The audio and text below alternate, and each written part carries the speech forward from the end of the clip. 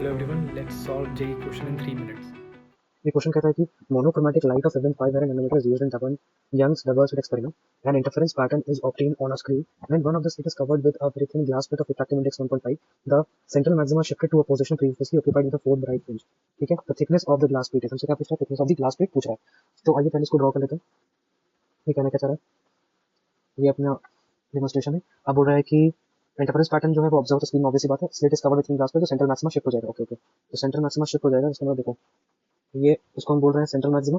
ठीक है, अब क्या हो रहा है कि ये शिफ्ट हो गया, मतलब कि मान लेते हैं ऐसा है और ये ऐसा है. ठीक है, तो यही तुम्हारा शिफ्टिंग हो गया. आपको लगे सर कि शिफ्टिंग क्या है, नहीं ये शिफ्टिंग है. देखो ये क्या है, शिफ्टिंग है. समझ में, ये आपका शिफ्ट है, मतलब कि वाई शिफ्ट.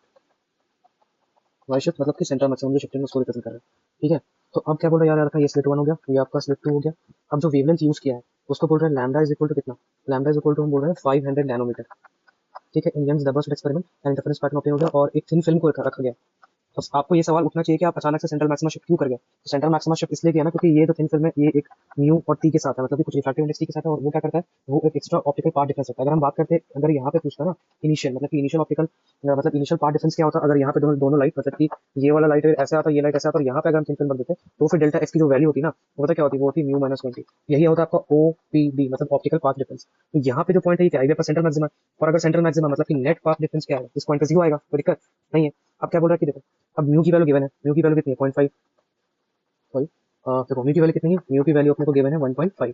1.5 है, जब central maximum shifted to position previously occupied by the four bright fringe. ये जो शिफ्टिंग है ना, ये तुम्हारा पता कितना शिफ्ट कर गया, ये आपको फोर ब्राइट फ्रिंज के बराबर शिफ्ट कर गया.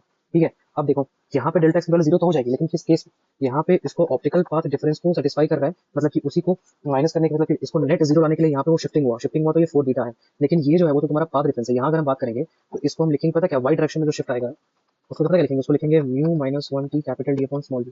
तो अब तब देखो अब क्या होगा, तो वाई शिफ्ट की जो वैल्यू हो गई वो यहाँ पे क्या हो गया, डेल्टा एक्स की वैल्यू जो हो गई वो जीरो थी सेंट्रल मैक्सिमा, तो क्यू किस भी यहाँ पे जीरो, तो इसमें क्या माइनस करेंगे, तो वही आपका क्या था, फोर ब्राइट फ्रिंज के बराबर. समझ में, देखो वही बोला फोर ब्राइट फ्रिंज. लैम्डा क्यों याद रखना, 500 है, ये कटा ये कटा. थिकनेस ऑफ द फ्रिंज पूछ रहा है हमसे. Thickness of the glass in micrometer देखना, किसे पूछ रहा है, माइक्रोमीटर पूछ रहा है. तो ठीक है, ये फोर लैम्डा, लैम्डा की वैल्यू हो गई 900, 900 हो गया, sorry 500 into 10 to the power minus 9. तो 500 into 10 to the power minus 9 upon 1.5 minus 1, तो कितना हो गया देखो, 20 10 to the power minus 7 upon 0.5. तो ये हो गया इतना, ये हो गया 40, मतलब कि 4 into 10 to the power minus 6 thickness की वैल्यू. तो हमसे क्या पूछा था, हम तो थिकनेस इज इक्वल टू हो गया 4 into 10 to the power minus 6 meter, यानी 4 माइक्रोमीटर. तो ये हो गया अपना सॉल्यूशन फॉर क्वेश्चन नंबर 49 का.